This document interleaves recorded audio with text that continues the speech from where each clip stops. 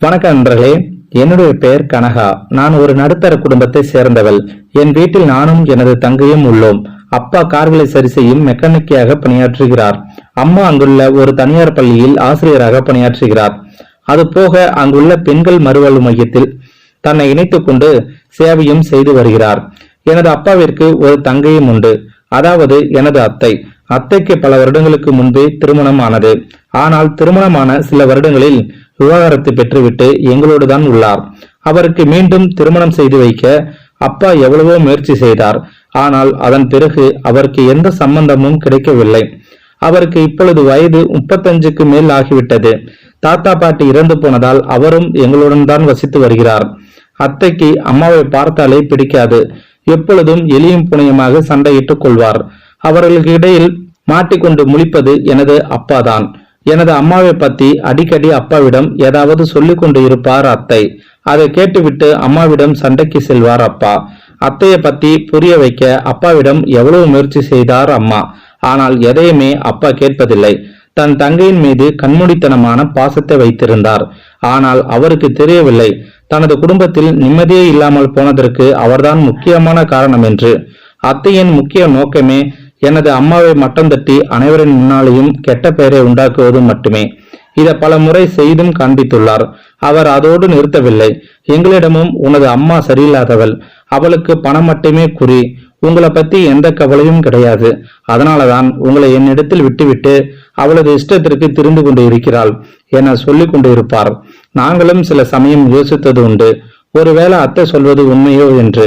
சிறுவயதில் இருந்து எங்களை அத்தைதான் வளர்த்து வந்தார். அம்மா அப்பா இருவருமே வேலைக்கு செல்வதால் எங்களை வளர்க்கும் பொறுப்பு அவரிடம் ஒப்படைக்கப்பட்டது. வீட்டிற்கு எந்த உறவுகள் வந்தாலும் அம்மாவிற்கு குழந்தை வளர்க்கும் யோகிதை இல்லை. நான் மட்டும் இல்லை என்றால் எனது அண்ணனோட குடும்பமே நடுத்தருவிற்கு வந்துவிடும். எனது அண்ணனின் குடும்பத்திற்காக தான் இவ்வளவு நாள் வரை திருமணம் செய்து கொள்ளாமல் அவர்களை பாதுகாத்து வருகிறேன் என கூறிக்கொண்டு இருப்பார் அத்தை. நாங்க சின்ன பசங்களாக இருந்த பொழுது அத்தைய பேச்சை கேட்டு எனது அம்மாவிடம் பல முறை சண்டை போட்டதுண்டு. ஆனால் இப்பொழுது அப்படி அல்ல. நானும் இப்பொழுதும் கல்லூரி படிப்பை முடிக்கும் தருவாயில் உள்ளேன். தங்கையும் இப்பொழுதுதான் கல்லூரியில் சேர்ந்துள்ளாள். இப்பொழுதெல்லாம் அத்தை எங்களிடம் எதை சொன்னாலும் நாங்கள் ஏற்றுக்கொள்வதில்லை. ஏனென்றால் எங்களுக்கு புரிந்து போனது, அவர் எங்களை அம்மாவிற்கு எதிராக திசை திருப்புகிறார். அவரின் நிம்மதியை கெடுக்க வேண்டும் என்ற அவரது எண்ணம். அதற்காக பல முறை முயற்சி செய்தார். ஆனால் எங்களுக்கு தெரியும் எங்களின் அம்மா எவ்வளவு நல்லவர் என்பது. இதுவும் அத்தைக்கு ஓரளவு புரிந்து போனது. அதனால அம்மாவை பார்ப்பது போல எங்களையும் எதிரியாக பார்க்க தொடங்கினார். அவர் அதோடு நிறுத்தவில்லை. என் அப்பாவிடம் சொல்லி எனக்கு திருமணத்திற்காக ஏற்பாடு செய்யும்படி வற்புறுத்தி வந்தார். அப்பாவும் என்ன நினைத்தாரோ தெரியவில்லை. பக்கத்து கிராமத்தில் திருமணம் செய்வதற்கு மாப்பிள்ளையும் தேர்ந்தெடுத்து விட்டார். அப்பாவின் விருப்பத்திற்கு எதிராக அந்த வீட்டில் எதுவும் நடக்காது. எங்களின் விருப்பம் அல்ல, எனது அம்மாவின் விருப்பமும் அங்கு ஈடுபடாது. திருமணமும் சில நாட்களிலே நடைபெறுவதாக நாள் குறிக்கப்பட்டது. மாப்பிள்ளைக்கு என்னை விட 7 வயசு அதிகம். அவரது வீட்டில் மாமியார் மற்றும் கணவரின் தங்கை மட்டுமே இருந்தனர். திருமணமும் எளிமையாக நடந்து முடிந்தது. கணவர் வீட்டிற்கு வந்து விட்டேன்.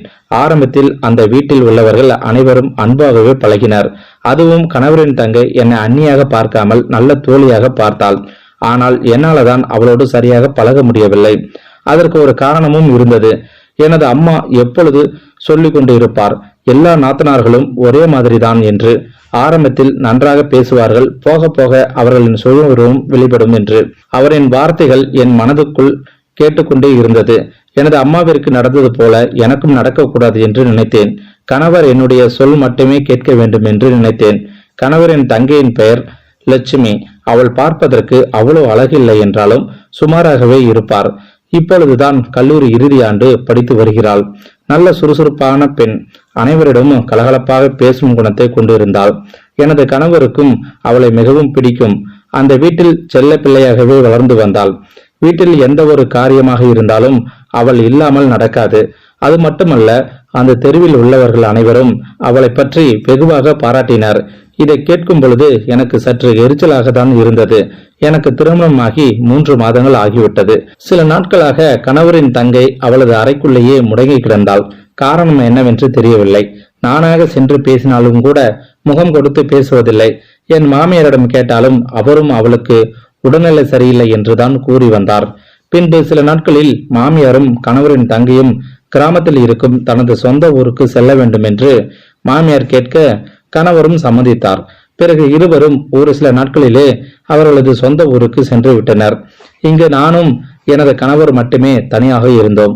எங்களின் வாழ்க்கையும் சந்தோஷமாக சென்று கொண்டு இருந்தது. நானும் ஒருவரை ஒருவர் புரிந்து கொள்வதற்கு நல்ல வாய்ப்பு கிடைத்ததாகவே எண்ணினேன். அது உண்மையும் கூட. சில நாட்களிலே கணவர் என் முழு கட்டுப்பாட்டில் வந்துவிட்டார். நான் சொல்லும் அனைத்தையும் சந்தோஷத்துடன் செய்து முடித்தார். இப்படியே 5 மாதங்கள் கடந்துவிட்டது. எனக்கு அவர்களை பற்றி எந்த அக்கறையும் இல்லை. ஆனால் கணவர் தான் ஊருக்கு சென்றவர்கள் இவ்வளவு நாளாகியும் திரும்பி வரவில்லை என்று புலம்பு கொண்டு இருப்பார். அடிக்கடி தொலைபேசியில் மட்டும் பேசிக் கொள்வார். அவர்களை நேரில் சென்று பார்க்கலாம் என்று நினைத்தால் கணவருக்கு விடுமுறை கிடைக்காததால் அவரும் அமைதியாகவே வரும்பொழுது வரட்டும் என்று விட்டுவிட்டார். சில நாட்கள் கழித்து மாமியாரும் கணவரின் தங்கையும் வீடு திரும்பினர். அவர்களோடு பிறந்த சில நாட்களே ஆன பச்சிளம் குழந்தையும் இருந்தது. அதை பார்த்து வீட்டில் உள்ள அனைவரும் அதிர்ச்சி அடைந்தோம். என் கணவர் கோபத்தால் அவரது தங்கையை அடிக்க தொடங்கினார். மாமியார் அவரை தடுக்க முயன்றார். ஆனால் அவரின் கோபம் அதிகமாக இருந்தது. என்னிடமும் அவரை தடுக்க சொல்லி வற்புறுத்தினாங்க. நான் அமைதியாகவே நின்னுகிட்டு இருந்தேன். காரணம், கணவனின் தங்கை தவறான வழியில் குழந்தை பெற்று விட்டாள் என்று நினைத்தேன். ஒரு கட்டத்தில் மாமியார் அவளை அறைக்குள் அழைத்து சென்றார். கணவரும் மிக கோபமாக காணப்பட்டார். இந்த விஷயம் மெல்ல மெல்ல தெருவில் உள்ளவர்களுக்கும் தெரிய ஆரம்பித்தது. என்ன ஆனது என்று அங்கு உள்ளவர்கள் என் வீட்டில் வந்து விசாரித்துவிட்டு சென்றனர். ஆனால் எதற்கும் மாமியார் பதில் கூறவில்லை. அதிலிருந்து அவர்களாகவே ஒரு கதையை கட்டத் தொடங்கினார்கள். கல்லூரி படிக்கும் பொழுது உடன் படித்த பையனோடு பழக்கம் ஏற்பட்டு குழந்தையை பெற்றுக்கொண்டாள் என்றும், இல்லை அவளுக்கு பல பேரோடு தொடர்பு இருந்துள்ளது என்று தனது கற்பனைக்கு ஏற்றாறு போல கூறி வந்தனர் சில பேர். சில மாதங்களுக்கு முன்பு வரை அவளை போல ஒரு பெண் கிடைக்காது என்று பாராட்டியவர்கள்தான் இன்று அவளை பற்றி இழிவாக பேசிக் கொண்டிருந்தனர். இதை பத்தி சில பேர் என்னிடம் நேரடியாகவே கேட்டனர். நானும் அவர்களுக்கு பதில் எதுவும் கூறவில்லை. காரணம், அவள் எப்படி குழந்தை பெற்றுக் கொண்டாள் என்று எனக்கே தெரியவில்லை. எங்களின் குடும்ப மானம் மொத்தமாக போய்க் கொண்டிருந்தது. கணவர் வெளியில் சென்று விட்டு வீட்டிற்கு வந்தாலும் கோபமாகவே காணப்பட்டார். காரணம், தங்கையை பற்றி சில பேர் அவரிடம் விசாரித்து வந்தனர். மாமியாருக்கும் அவளை நினைத்து நினைத்து உடல்நிலை சரியில்லாமல் போனது. இப்பொழுதெல்லாம் மாமியார் என்னிடம் சரியாக பேசுவது கூட கிடையாது. ஒரு நாள் உடல்நிலை மோசமாகவே அனைவரும் மருத்துவமனைக்கு அழைத்து சென்றோம். அங்கு தீவிர சிகிச்சை பிரிவில் சேர்க்கப்பட்டார். கணவர் தான் கூட இருந்து பார்த்து கொண்டார். 3 நாட்களுக்கு பிறகு மாமியாரும் இறந்து போனார்.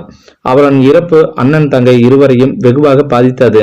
துக்கத்திற்கு வந்தவர்கள் மாமியாருக்கு என்ன ஆனது என்று விசாரித்தனர். நானும் அழுது கொண்டே, இந்த நடத்த கெட்டவளை நினைத்துதான் அவர் இவ்வளவு சீக்கிரமாக சென்று விட்டார். இதற்கெல்லாம் காரணம் எனது நாத்தனார் தான் என்று அழுது கொண்டிருந்தேன். வெளியில் அழுது கொண்டிருந்தாலும் உள்ளுக்குள் எனக்கு சற்று சந்தோஷமாகவே இருந்தது. காரணம், நாத்தனாரின் மேல் பழி சுமத்தியது. எனக்கு அவள் இதுவரை எந்த கெடுதலும் செய்ததில்லை. ஆனாலும் அவளிடம் எதற்காக அப்படி நடந்து கொள்கிறேன் என்று தெரியவில்லை. நாத்தனார் என்றால் எனது அத்தையை போலதான் இருப்பார்கள் என்று தவறான எண்ணம் வந்துவிட்டது. ஆனால் எனக்கு அப்பொழுது தெரியவில்லை அனைவரும் ஒரு மாதிரியாக இருப்பதில்லை என்று. அனைத்தும் முடிந்து 2 நாள் கழித்து கணவரும் வேலைக்கு சென்று விட்டார். இதுதான் அதே சமயம் என காத்திருந்த நான் நாத்தனாரிடம் சண்டையிட ஆரம்பித்தேன். உன்னாலதான் எனது மாமியார் இறந்து விட்டார் என்று. அவளும் அதை கேட்டு அழுது கொண்டிருந்தாள். ஆனால் நான் அவளை எவ்வளவு வார்த்தைகளால் காயப்படுத்த முடியுமோ அவ்வளவு வார்த்தைகளால் காயப்படுத்தினேன். ஒரு கட்டத்தில், உன்னால் உனது அண்ணனின் மானம் மரியாதை சென்று விட்டது. உன்னை போல நடத்த கெட்டவில்லை எங்களுடன் இருப்பது எனக்கு பிடிக்கவில்லை. எனக்கு குழந்தைகள் பிறந்தால் உன்னை பார்த்து கெட்டு போய்விடும். நீ இங்கிருந்து சென்று விடு என கோபமாக கத்தினேன். அவள் எதிர்பார்க்கவில்லை. எனது கோபத்தை நிறைவேற்றவும் தொடங்கினேன். அவளை கையை பிடித்து வீட்டின் வெளியே தள்ளிவிட்டேன். அவளும் குழந்தையுடன் வெகு நேரமாக நின்று கொண்டிருந்தாள். பிறகு என்ன நினைத்தாலோ தெரியவில்லை, அங்கிருந்து சென்று விட்டாள். எனக்கு உள்ளுக்குள் பயமாக இருந்தது. கணவரின் தங்கையை வீட்டிலிருந்து அனுப்பியது ஒரு புறம் இருந்தாலும் அதை பத்தி கணவர் என்ன சொல்ல போகிறாரோ என்று. ஒருவேளை என்னிடம் பயங்கரமாக சண்டையிடுவார் என எதிர்பார்த்தேன். ஆனால் வேலையில் இருந்து வந்த கணவர் அமைதியாக உட்கார்ந்துகிட்டு இருந்தார். பின்பு அவரிடம் நடந்தவற்றை சொன்னேன். வீட்டை விட்டு அவளாக சென்று விட்டாள் என்றும் கூறினேன். அவர் என்னை பார்த்து ஒன்றுமே பேசவில்லை. அமைதியாக அமர்ந்து விட்டு பிறகு தனது அறைக்கு சென்று விட்டார். அவரின் மனசுக்குள் என்ன ஓடிக்கொண்டு இருந்ததோ என என்னால் புரிந்து கொள்ள முடியவில்லை. அவர் ஒன்றும் கூறாததை நினைத்து எனக்கு சந்தோஷம்தான். சில நாட்கள் வரை எந்த பிரச்சனையும் இல்லாமல் சுகமாக சென்றது. வீட்டை விட்டு வெளியே சென்றவள் எங்கு சென்றாள் என்ற தகவலும் இல்லை. ஒரு நாள் எனக்கு உடல்நிலை சரியில்லாமல் போனது. மருத்துவமனைக்கு சென்று பரிசோதிக்க நான் கர்ப்பமாக உள்ளதாக சந்தோஷமான செய்தியை தெரிவித்தனர். எனக்கும் எனது கணவருக்கும் இதில் சந்தோஷம்தான். இப்படியே 9 மாதங்கள் ஆனது. நாத்தனாரை பற்றி எந்த தகவலும் இல்லை. நானும் குழந்தை பெற மருத்துவமனையில் அனுமதிக்கப்பட்டேன். எனக்கு அங்கு அழகான பெண் குழந்தை ஒன்று பிறந்தது. கணவரும் என்னை காண வந்தார். என்னையும் குழந்தையும் பார்த்துவிட்டு மிகுந்த சந்தோஷம் அடைந்தார் என்றுதான் நினைத்தேன். ஆனால் அப்படி எதுவும் நடக்கவில்லை. மாறாக கணவர் என்னிடம், நான் இந்த நாளுக்காக தான் காத்திருந்தேன், உன்னிடம் கொஞ்சம் பேச வேண்டும், நான் சொல்வதை கவனமாக கேள் என்று பேசத் தொடங்கினார். உன்னை ஆரம்பத்தில் எனக்கு மிகவும் பிடிக்கும் என்பது உண்மைதான். என்னை போலவே எனது தங்கைக்கும் உனது அம்மாவிற்கும் உன்னை மிகவும் பிடிக்கும். ஆனால் நீ அதன் பிறகு நடந்து கொண்ட விதம் எங்களுக்குள் எனக்கும் கவலை அளித்தது. நானும் போக போக சரியாகி விடுவாய் என நினைத்தேன். எனது தங்கையின் விஷயத்தில் உண்மை தெரியாமல் ஆரம்பத்தில் நான் கோபப்பட்டது உண்மைதான். ஆனால் அப்பொழுதும் கூட நீ குடும்பத்தை நல்லபடியாக வழிநடத்தி செல்வாய் என்றுதான் நினைத்தேன். ஆனால் நீயோ எனது தங்கைக்கு எதிராக என் மனதை முழுமையாக மாற்றிவிட்டாய். அதன் பிறகு நீ எனது தங்கைக்கு ஆறுதலாக இருப்பாய் என்று கூட நினைத்தேன். ஆனால் அவளிடம் பேசுவதை, அவளை பார்ப்பதையே முற்றிலுமாக தவிர்த்து விட்டாய். அப்பொழுது இருந்து கோபத்தில் அது உனக்கு பெரிதாக தெரியவில்லை. ஒருவேளை உனது தங்கைக்கு இது போல ஆகியிருந்தால் இப்படிதான் இருந்திருப்பாயா என கேள்வி கேட்டார். அவர் பேச பேச அவரையே அதிர்ச்சியுடன் பார்த்து கொண்டிருந்தேன். என்று நீ தெரிந்து கொள், இதை மருத்துவமனையில் எனது அம்மா இறப்பதற்கு முன் கூறிவிட்டுதான் இறந்தார். எனது தங்கை கல்லூரி முடிப்பதற்கு சில நாட்களுக்கு முன்பு மதிப்பெண் விஷயமாக பேச வேண்டும் என்று அங்கு பணிபுரியும் புரொஃபசர் ஒருவர் தனது வீட்டிற்கு அழைத்துள்ளார். என் தங்கைக்கும் அவரின் மேல் மதிப்பு மரியாதையும் இருந்து உள்ளது. சொல்ல போனால் எனது அப்பாவை விட வயது அதிகமானவர். அவரின் மேல் இருந்த நம்பிக்கையால் அவரின் வீட்டிற்கு சென்று விட்டாள். அங்கு செல்ல வீட்டில் யாரும் இல்லாத காரணத்தினால் திரும்பி வர முயற்சி செய்துள்ளாள். எதையோ பேசி அவளின் மனதை மாற்றி இருக்க வைத்துள்ளான். அதன் பிறகு குடிப்பதற்காக குளிர்பானமும் கொடுத்துள்ளான். இவளும் தயங்கியபடி குடிக்க சிறிது நேரத்தில் மயக்கமடைந்து விட்டாள். அதன் பிறகுதான் அவனின் கொடூர முகம் வெளிப்பட்டது. பல நாட்களா என் தங்கையின் மீது இருந்த ஆசை அன்று தீர்த்து கொண்டான். சில மணி நேரம் கழித்து கண் விழித்து பார்க்க தங்கைக்கு எல்லாம் புரிந்து போனது. அவளுக்கும் என்ன செய்வதென்று புரியவில்லை. அந்த புரொஃபசர் இதை பத்தி வெளியில் சொல்லக்கூடாது, சொன்னால் உன்னை படம் பிடித்து வைத்துள்ளேன், அதை வெளியில் காண்பித்து விடுவேன் என மிரட்டி உள்ளான். என்ன செய்வது என்று புரியாமல் அழுது கொண்டே வீட்டிற்கு வந்து எனது அம்மாவிடம் மட்டும் கூறியுள்ளாள். பிறகு அம்மாவும் அவளும் அவனின் வீட்டிற்கு சென்று பார்க்க பயந்து போன புரொஃபசர் அப்பொழுது வெளிநாட்டிற்கு தப்பி சென்று விட்டான். எனது அம்மாவிற்கு ஒன்றும் புரியவில்லை. தங்கையின் வாழ்க்கையை மனதில் வைத்து இதை இப்படியே விட்டுவிடலாம் என்று முடிவு செய்தனர். ஆனால் அடுத்த மாதமே தங்கை கர்ப்பமாக உள்ளாள் என்ற துயரமான செய்தி கிடைத்துள்ளது. அதை கலைத்து விடலாம் என்றும் முடிவு செய்துள்ளனர். ஆனால் தங்கை மிகவும் பலவீனமாக இருப்பதால் அதற்கு மறுத்துவிட்டனர். என்ன செய்வதென்று புரியாமல் எனது அம்மாவும் தங்கையும் வெளியூரில் யாருக்கும் தெரியாமல் சென்று குழந்தையை பெற்றெடுத்து வந்தனர். அவர்களுக்கு அடுத்தது என்ன நடக்கும் என்று தெரியவில்லை. அதனாலதான் திரும்பி வந்துள்ளனர். இப்படி நடக்கும் என்று தெரிந்திருந்தால் அவர்கள் வந்திருக்கவே மாட்டார்கள். இறப்பதற்கு முன்னால் அனைத்து உண்மைகளையும் என் அம்மா சொல்லிவிட்டார். இல்லை என்றால் இப்பொழுதும் கூட என் தங்கையின் மேல் கோபமாகத்தான் இருந்திருப்பேன். இதில் என் தங்கையின் மேல் எந்த தவறும் இல்லை. ஒரு அண்ணனாக நான் அவளிடம் அமைதியாக கேட்டிருக்க வேண்டும். நானும் தவறு செய்துவிட்டேன். கொடுமையின் உச்சமாக நீயும் அவளை வீட்டை விட்டு துரைத்து விட்டாய். பச்சிளம் குழந்தையை வைத்துக்கொண்டு அவள் என்ன செய்வாள் என்று கூட யோசிக்க விடவில்லை. அவள் உன்மேல் பாசமாகத்தான் இருந்தாள். ஆனால் அவளிடம் நீ அப்படி நடந்து கொள்வதற்கு எப்படி மனம் வந்தது? ஒரு பெண்ணாக இருந்து கொண்டு அவளிடம் நீ தவறாக நடந்து கொண்டாய். பிறகு நான் தான் அவளை கண்டுபிடித்து தனியாக வீடு எடுத்து கொடுத்து அவளை கவனித்து வருகிறேன். எனக்கு ஒன்று மட்டும் புரியவில்லை, எதற்காக நீ அப்படி நடந்து கொண்டாய் என்று. அதனாலதான் நானும் ஒரு முடிவெடுத்து இருந்தேன். உனக்கு குழந்தைகள் வந்து இதே போல உன்னிடத்தில் நடந்து கொண்டால் எப்படி இருக்கும் என்று உணர்த்துவதற்கு நினைத்தேன். அதனாலதான் இவ்வளவு நாள் பொறுமையாக இருந்தேன். இன்று அதுவும் நடந்துவிட்டது. கருணை என்றால் என்னவென்றே தெரியாத உன்னோடு இவ்வளவு நாள் வாழ்ந்ததை நினைத்து வெட்கப்படுகிறேன். இனி உன்னுடன் எனக்கு வாழ விருப்பமில்லை. நீ உனது வாழ்க்கையை பார்த்துக்கொள் என்று கூறிவிட்டு திரும்பி கூட பார்க்காமல் கணவர் சென்று விட்டார். நானும் அவரை பலமுறை அழைத்து பார்த்தேன். ஆனால் அவர் பதில் எதுவும் கூறாமல் சென்று விட்டார். எனக்கும் அப்பொழுதுதான் புரிய ஆரம்பித்தது, நான் எவ்வளவு பெரிய தவறு செய்து விட்டேன் என்று. யாரையோ பழி வாங்குவதாக நினைத்து கடைசியில என் மேல் பாசமாக இருந்த ஒரு ஜீவனை பழிவாங்கி விட்டனோ என்று மனம் உறுத்த தொடங்கியது. நானும் வெகு நேரமாக அழுது கொண்டிருந்தேன். கணவரின் பெயரைச் சொல்லி புலம்பிக் கொண்டிருந்தேன். இது அனைத்திற்கும் காரணம் நான் தான். ஆரம்பத்தில் இருந்து அவள் மேல் பாசமாக இருந்திருந்தால் அனைத்து உண்மைகளையும் என்னிடத்தில் கூறியிருப்பாள். ஆனால் நான் தான் வெறுப்பின் காரணமாக அவளை ஒதுக்கி வைத்திருந்தேன். நடந்த விஷயங்களில் அவள் மேல் எந்த தவறும் இல்லை என்பதையும் புரிந்து கொண்டேன். ஆனால் காலம் கடந்து விட்டது. என்னோடு வாழ விருப்பமில்லை என்று கணவர் கூறிவிட்டு சென்று விட்டார். பிறகு அம்மா வீட்டிற்கு அழைத்து வந்தனர். அக்கம் பக்கத்தில் உள்ளவர்கள் என்னை குறித்து ஒரு மாதிரியாக பேச ஆரம்பித்தனர். இவள் நடத்த கெட்டவள் என்றும் அதனால தான் கணவன் விட்டுவிட்டு சென்று விட்டான் என்றும் பேசிக்கொண்டனர். அப்பொழுதுதான் நானே புரிந்து கொண்டேன், எனக்கே இப்படி என்றால் எனது நாத்தனாரின் மனது எவ்வளவு காயப்பட்டு இருக்கும் என்று. அம்மா வீட்டிற்கு வந்து பார்த்தால் அத்தை படுத்த படுக்கையாக இருந்தாள்.